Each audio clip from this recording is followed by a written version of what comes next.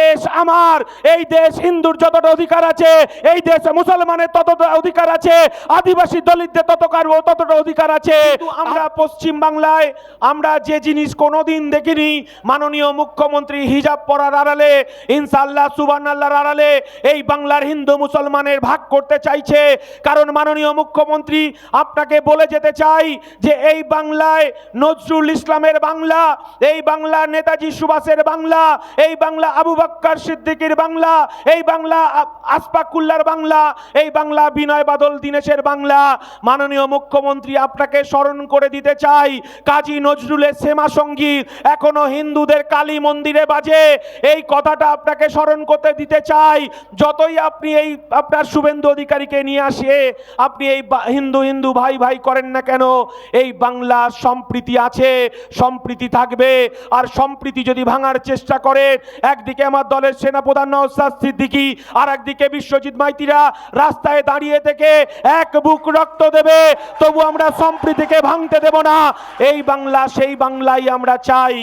আমার চেয়ারম্যানকে বসিয়ে রেখে বেশি কথা বলবো না, শুধু একটা কথা বলবো। আমার দেশের প্রধানমন্ত্রী 2014 সালে বলেছিলেন বছরে 2 কোটি বেকারের চাকরি হবে, জিরো ব্যালেন্সে 15 লক্ষ টাকা ঢুকবে, বিদ্যুতের বিল ছাড় দেবেন, পেট্রোল ডিজেলের দাম কমে যাবে, ভোজ্য তেলের দাম কমে যাবে। নরেন্দ্র মোদী যখন কথা রাখতে পারলেন না, তখন তিনি 2024 সালে আপকি বার 400 পার, আমার রাম মন্দির, আমার দেবতা রামকে নিয়ে এসে ব্যবসা শুরু করলেন। রাম মন্দির নির্মাণ করার মধ্য দিয়ে বাড়ি বাড়ি বিজেপির ক্যাডাররা চলে গেল, বলছে আপকি বার 400 পার। এই ভারতবর্ষের মানুষ, এই ভারতবর্ষের ধর্মনিরপেক্ষ মানুষ, এই ভারতবর্ষের সংবিধান, এই সংবিধান বলতে চাইছে যে এই ভারতবর্ষে মুসলমানের যতটা অধিকার আছে, এই ভারতবর্ষে ততটাই হিন্দুর অধিকার আছে, এই ভারতবর্ষে ততটাই আদিবাসী দলিতের অধিকার আছে। আর বিজেপি রামকে সামনে নিয়ে এসে ব্যবসা শুরু করেছিলেন, সংবিধানকে ভাঙার পরিকল্পনা করেছিলেন। এই বাংলার, এই ভারতবর্ষের মানুষ এই বিজেপির গালে থাপ্পড় মেরে বুঝিয়ে দিয়েছে যে এই দেশ আমার, এই দেশ হিন্দুর যতটা অধিকার আছে, এই দেশে মুসলমানের ততটা অধিকার আছে, আদিবাসী দলিতদের ততটা অধিকার আছে। আপকি বার 400 পার নরেন্দ্র মোদী অমিত শাহের গালে থাপ্পড় মেরে 230-এ আটকে দিয়েছে। এর নাম ভারতবর্ষ, এটাই ধর্মনিরপেক্ষ ভারতবর্ষ। আর মমতা বন্দ্যোপাধ্যায় 2021 সালে বলেছিলেন ডবল ডবল চাকরি হবে, ডবল ডবল মাদ্রাসা হবে, ডবল ডবল রাস্তা হবে। মাননীয় মুখ্যমন্ত্রী আপনি লুট করার জন্য বাড়িতে বাড়িতে স্মার্ট মিটার বসিয়ে দিয়েছে, গরিব মানুষকে শোষণ করছে, সারের দাম বেড়ে গেছে। মাদ্রাসা তো দূরের কথা, যে মাদ্রাসা ছিল সেই মাদ্রাসাগুলো ধ্বংসের পথে। আমরা বলতে চাইছি মাননীয় মুখ্যমন্ত্রী, এই রাজ্যে আপনি বিজেপির পদ্ম ফুলের চাষ করেছেন, এই বিজেপিকে পথ দেখিয়েছে। আপনি নরেন্দ্র মোদীদেরকে এই পশ্চিম বাংলায় আরএসএস কে ডেকে নিয়ে এসেছেন, কারণ আপনি আরএসএস এর মানুষ কন্যা।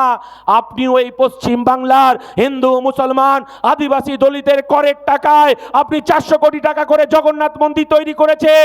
আর তৃণমূলের নেতারা বগল বাজাতে বাজাতে 21শে জুলাই গিয়েছিলেন ধর্মতলায় শহীদ দিবস পালন করতে। মমতা ব্যানার্জিও বগল বাজাতে বাজাতে বলে দিয়েছে আমি একটা পৃথিবীর আশ্চর্য জগন্নাথ মন্দির তৈরি করেছি, আর একটা দুর্গা মন্দির তৈরি করব। এই বাংলার মমতা বন্দ্যোপাধ্যায়, আমরা গত পরশুদিন দেখলাম হিজাব পরার কায়দায় দুর্গা পুজোর মন্দির উদ্বোধন করতে যাচ্ছে। আমরা বলছি এই বাংলা হিন্দু মুসলমানের বাংলা, এই বাংলা আদিবাসী দলিতের বাংলা।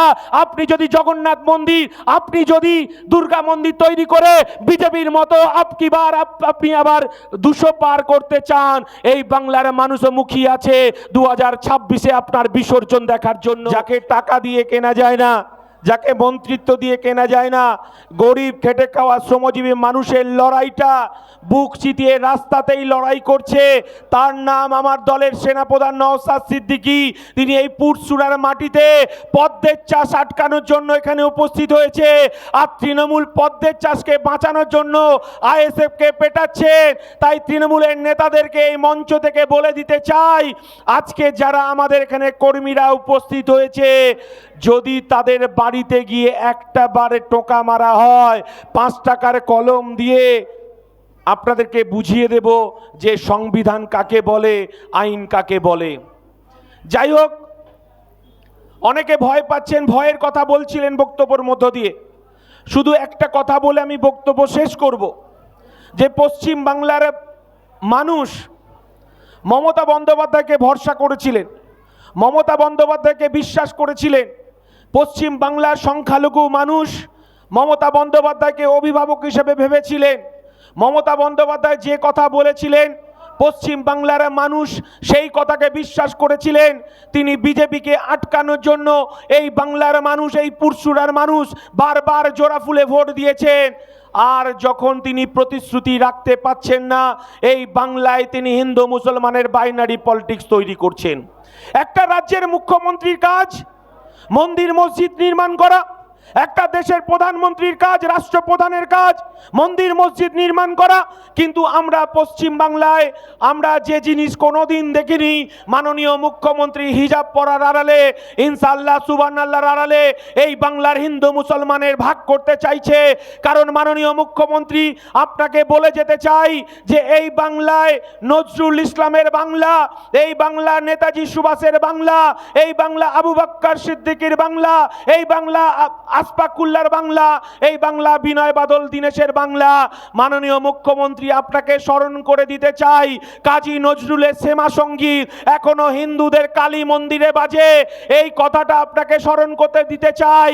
যতই আপনি এই আপনার শুভেন্দু অধিকারীকে নিয়ে আসে আপনি এই হিন্দু হিন্দু ভাই ভাই করেন না কেন, এই বাংলা সম্প্রীতি আছে, সম্প্রীতি থাকবে।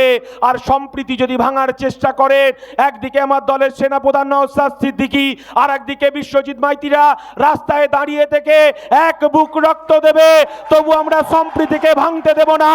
এই বাংলা সেই বাংলাই আমরা চাই। আমার চেয়ারম্যানকে বসিয়ে রেখে বেশি কথা বলবো না, শুধু একটা কথা বলবো। আমার দেশের প্রধানমন্ত্রী 2014 সালে বলেছিলেন বছরে 2 কোটি বেকারের চাকরি হবে, জিরো ব্যালেন্সে 15 লক্ষ টাকা ঢুকবে, বিদ্যুতের বিল ছাড় দেবেন, পেট্রোল ডিজেলের দাম কমে যাবে, ভোজ্য তেলের দাম কমে যাবে। নরেন্দ্র মোদী যখন কথা রাখতে পারলেন না, তখন তিনি 2024 সালে আপকি বার 400 পার, আমার রাম মন্দির, আমার দেবতা রামকে নিয়ে এসে ব্যবসা শুরু করলেন। রাম মন্দির নির্মাণ করার মধ্য দিয়ে বাড়ি বাড়ি বিজেপির ক্যাডাররা চলে গেল, বলছে আপকি বার 400 পার। এই ভারতবর্ষের মানুষ, এই ভারতবর্ষের ধর্মনিরপেক্ষ মানুষ, এই ভারতবর্ষের সংবিধান, এই সংবিধান বলতে চাইছে যে এই ভারতবর্ষে মুসলমানের যতটা অধিকার আছে, এই ভারতবর্ষে ততটাই হিন্দুর অধিকার আছে, এই ভারতবর্ষে ততটাই আদিবাসী দলিতের অধিকার আছে। আর বিজেপি রামকে সামনে নিয়ে এসে ব্যবসা শুরু করেছিলেন, সংবিধানকে ভাঙার পরিকল্পনা করেছিলেন। এই বাংলার, এই ভারতবর্ষের মানুষ এই বিজেপির গালে থাপ্পড় মেরে বুঝিয়ে দিয়েছে যে এই দেশ আমার, এই দেশ হিন্দুর যতটা অধিকার আছে, এই দেশে মুসলমানের ততটা অধিকার আছে, আদিবাসী দলিতদের ততটা অধিকার আছে। আপকি বার 400 পার নরেন্দ্র মোদী অমিত শাহের গালে থাপ্পড় মেরে 230-এ আটকে দিয়েছে। এর নাম ভারতবর্ষ, এটাই ধর্মনিরপেক্ষ ভারতবর্ষ। আর মমতা বন্দ্যোপাধ্যায় 2021 সালে বলেছিলেন ডবল ডবল চাকরি হবে, ডবল ডবল মাদ্রাসা হবে, ডবল ডবল রাস্তা হবে। মাননীয় মুখ্যমন্ত্রী আপনি লুট করার জন্য বাড়িতে বাড়িতে স্মার্ট মিটার বসিয়ে দিয়েছে, গরিব মানুষকে শোষণ করছে, সারের দাম বেড়ে গেছে। মাদ্রাসা তো দূরের কথা, যে মাদ্রাসা ছিল সেই মাদ্রাসাগুলো ধ্বংসের পথে। আমরা বলতে চাইছি মাননীয় মুখ্যমন্ত্রী, এই রাজ্যে আপনি বিজেপির পদ্ম ফুলের চাষ করেছেন, এই বিজেপিকে পথ দেখিয়েছে। আপনি নরেন্দ্র মোদীদেরকে এই পশ্চিম বাংলায় আরএসএস কে ডেকে নিয়ে এসেছেন, কারণ আপনি আরএসএস এর মানুষ কন্যা। আপনিও এই পশ্চিম বাংলার হিন্দু মুসলমান আদিবাসী দলিতের করের টাকায় আপনি 400 কোটি টাকা করে জগন্নাথ মন্দির তৈরি করেছেন। আর তৃণমূলের নেতারা বগল বাজাতে বাজাতে 21শে জুলাই গিয়েছিলেন ধর্মতলায় শহীদ দিবস পালন করতে। মমতা ব্যানার্জিও বগল বাজাতে বাজাতে বলে দিয়েছে আমি একটা পৃথিবীর আশ্চর্য জগন্নাথ মন্দির তৈরি করেছি, আর একটা দুর্গা মন্দির তৈরি করব। এই বাংলার মমতা বন্দ্যোপাধ্যায় আমরা গত পরশুদিন দেখলাম হিজাব পরার কায়দায় দুর্গা পুজোর মন্দির উদ্বোধন করতে যাচ্ছে। আমরা বলছি এই বাংলা হিন্দু মুসলমানের বাংলা, এই বাংলা আদিবাসী দলিতের বাংলা। আপনি যদি জগন্নাথ মন্দির, আপনি যদি দুর্গা মন্দির তৈরি করে বিজেপির মতো আপনি আবার 200 পার করতে চান, এই বাংলার মানুষও মুখিয়ে আছে 2026-এ আপনার বিসর্জন দেখার জন্য। এই কথাটা বলে সকলকে সংগ্রামী অভিনন্দন জানিয়ে আমার বক্তব্য শেষ করছি। ইনকলাব জিন্দাবাদ, ইন্ডিয়ান সেকুলার ফ্রন্ট জিন্দাবাদ, নওশাদ সিদ্দিকী জিন্দাবাদ। অসংখ্য ধন্যবাদ। আইএসএফের রাজ্য সাধারণ সম্পাদক মাননীয় বিশ্বজিৎ মাইতি মহাশয়কে তার মূল্যবান বক্তব্য রাখার জন্য। এখন আমাদের মাঝে এসে উপস্থিত